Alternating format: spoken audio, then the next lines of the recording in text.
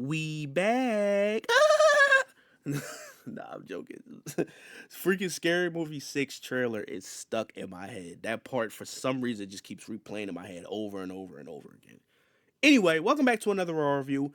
This week, I'm going to make sure I make it short and simple for you guys. I'm not going to make this like a 40-minute video like I did last time.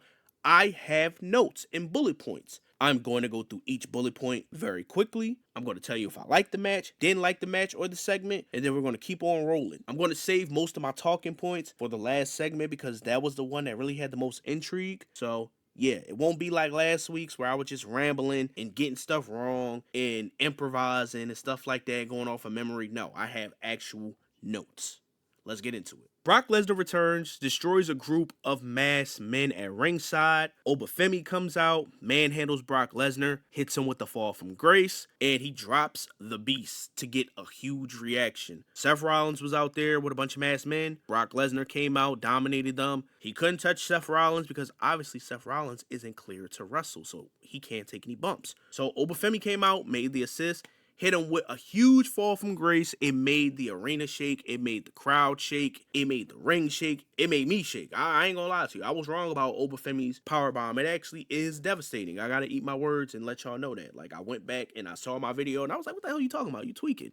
So yeah, very good segment. Obafemi is answering Brock Lesnar's challenge to WrestleMania, and I'm excited about that, surprisingly, because I want to see Obafemi beat Brock Lesnar. So Obafemi for the win. Next, we got El Grande Americano versus the original El Grande Americano, which ends in controversy when Bravo secretly loads his mask with a steel plate, leading to a cheap win after a flying headbutt connected with the loaded mask. So, this match was pretty good. You got Chad Gable, you got Ludwig Kaiser. What more do you want out of wrestling, right? I was hoping that they actually saved this for WrestleMania, but I feel like because of the way that El Grande Americano won, they're going to have a payoff or a blow off at WrestleMania. I want to see the original win because I just feel like that's what I would do if I was a booker, but you know, I'm just a fan. So yeah, pretty good match. I do like how he used the steel plate with the flying headbutt. It did kind of get me Chris Benoit vibes, low key, with the headbutt thing, and I kind of winced a little bit, but at the same time, Chad Gable is not Chris Benoit.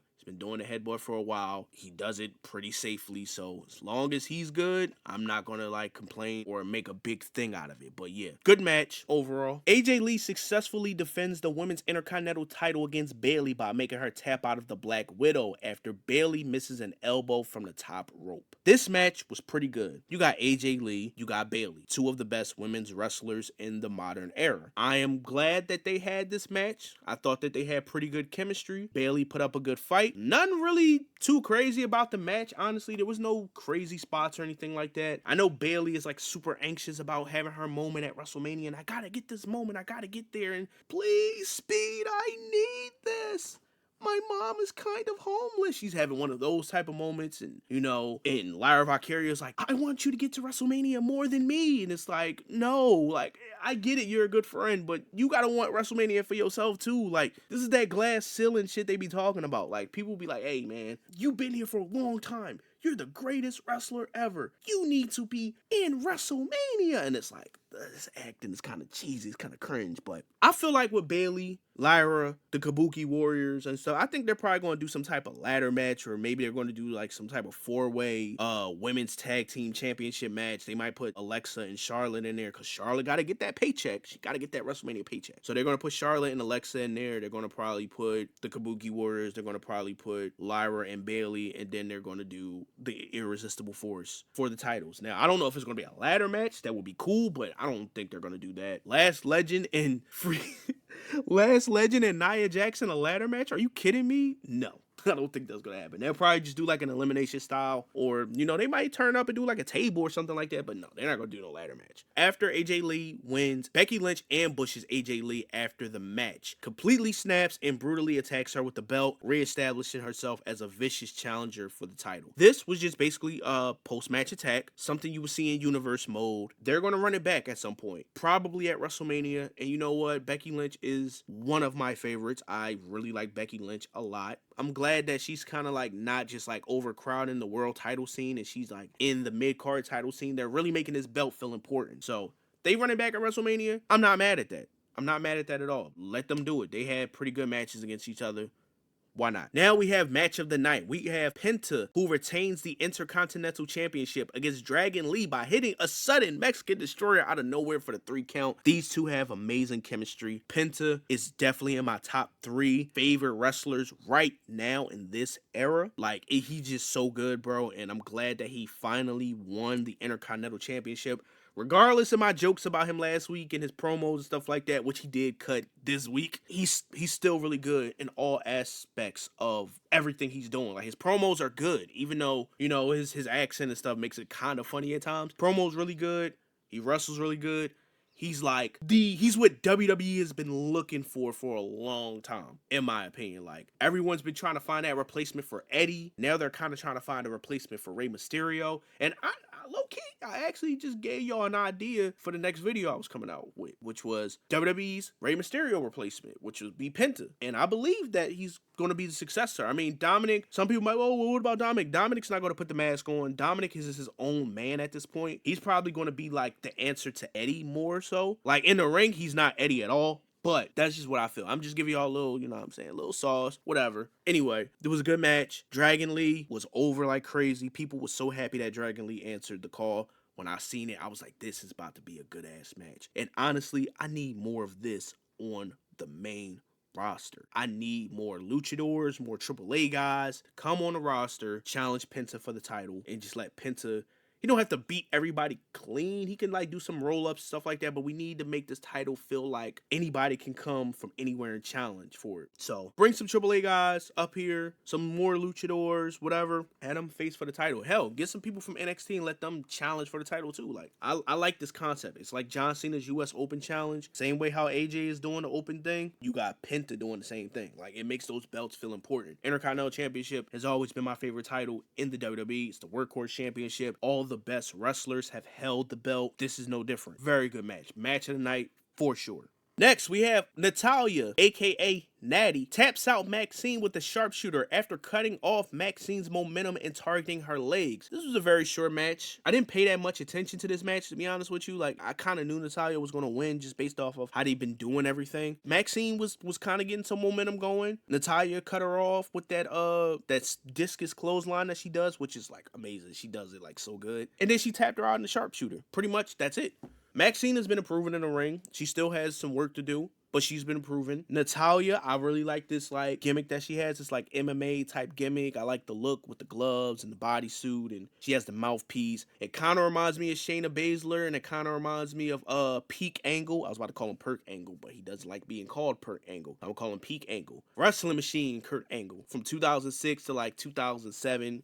When he had the mouth guard, he was going ham at ECW. Hopefully, they can take what Natalya got going on and build it up into something like really good. You know, she's a veteran. She's been here since 2008, I believe. She's won women's major women's titles. She's won tag team championships. Build Natty up, man. Let her be this like destroyer, like, and let her challenge for a belt. Like, it don't gotta be the world title, but it could be like something. It could be like a United States championship or something like that. It'll be cool. So yeah, shout out to them. They did an okay job. I would say it was good for the most part. It was short, simple, to the point. It just wasn't anything special, and not every match has to be special on Monday Night Raw, you know? Next, we have Raquel Rodriguez versus Women's World Heavyweight Champion Stephanie Valkyrie. Raquel Rodriguez dominates with power spots, but Stephanie manages to counter a Tanja Bomb into a roll-up and steals the win over Raquel. This was a pretty good match. When I say pretty good, it was functional. Like, you have Raquel Rodriguez, who's a good wrestler. You have Stephanie Valkyrie, you know, she's a good wrestler as well. They put on a good match.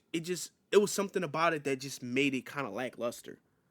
Like, the story was there. You had Liv Morgan scouting the champion. She's like, okay, this is the person I picked for WrestleMania. They glaze this person and make this person seem like she's like the greatest wrestler from Chile or whatever. So let me go out here and let me see what if she's really about, this, that, and the third. Like, and then she was also out there to make sure like she could sabotage her as much as she could to soften her for WrestleMania. Typical story, right? Io Sky gets involved and she helps out because they were going to screw her over. And when I say her, I mean Stephanie Valkyrie. They were going to screw her over somehow. And then Stephanie Valkyrie, you know, she somehow gets put in a predicament where she was about to get put in the Tanja Bomb. She rolls up. It was a nice reversal. I can say that. Good reversal. She won. And that was that. Nothing crazy. Nothing like over the top. Just a good, solid match. And now the main event, which is a talking segment. So Technically, in a match sense, Raquel Rodriguez versus Stephanie Valkyrie was the wrestling main event. This is the main event, as in it's closing the show. We have CM Punk and Roman Reigns having a heated exchange, a war of words. I'm gonna be honest with you, it wasn't that good.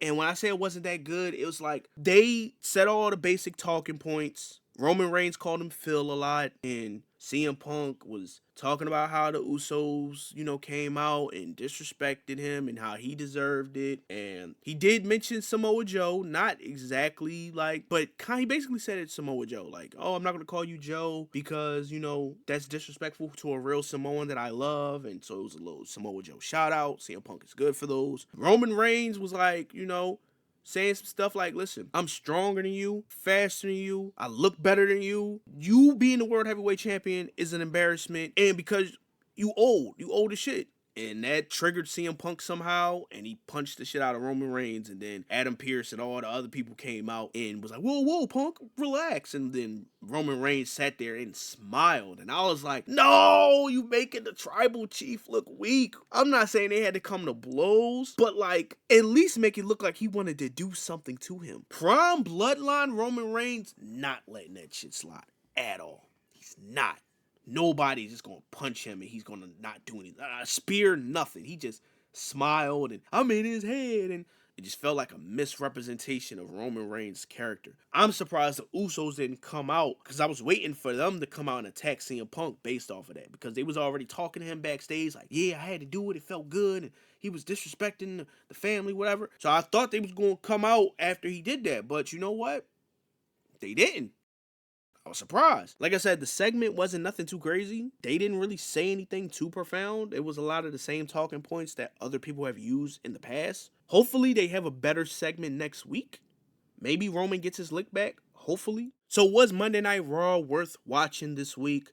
I would say yes, because you had Brock Lesnar get attacked by Obafemi, which was probably the biggest part of the show. If you ask me, that was like the hugest pop. You had CM Punk and Roman Reigns, they got their face off. People wanted to see what was happening. And even though, in my opinion, it really didn't live up to the expectation I had in my head, it still, it did what it was supposed to do, I guess. AJ Lee, if you're a fan of AJ Lee, got to see her defend the title against Bayley. Watching Penta is always a delight. You know what I'm saying? Everything else, you know what I'm saying? So I would say, yeah, it was worth it. But at the same time, if you didn't watch it and you just watched the highlight, I wouldn't be mad at you neither. Let me know in the comments below what you thought about the show, if it was good or bad in your opinion, and I'll catch you next time.